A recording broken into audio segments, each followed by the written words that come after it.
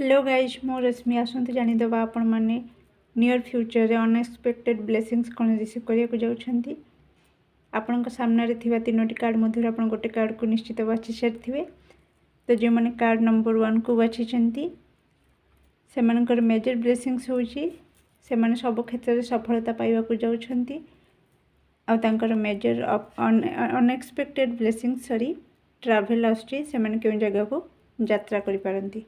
जो मैंने card number 2 को बाछि से अपकमिंग ब्लेसिंग्स होची गवर्नमेंट जॉब लगी पारे, फाइनेंशियल स्टेबल हो पारंती, मैरिज रिलेटेड जदि कथा चलुला ताहा आगेब से आपन सक्सेस पाइबे। आपनकर मेजर ब्लेसिंग्स होची आपनक मनरे जदि किछि प्रश्न थिला तार उत्तर हाँ रे आसीछि।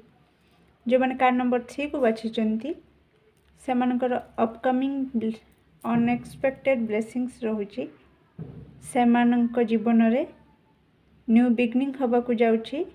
कैरियर लाइफ रे, लव लाइफ रे से माने न्यू बिगनिंग देखिबे। ईश्वरंकर आशीर्वाद तांका ऊपर निश्चित रहिबो। से मानकर मेजर ब्लेसिंग्स होची से माने आशा करथिबा दिगरो गुड न्यूज रिसीव करिवे। वीडियो को प्लीज लाइक शेयर एवं सब्सक्राइब कर देबे। Thank you so much.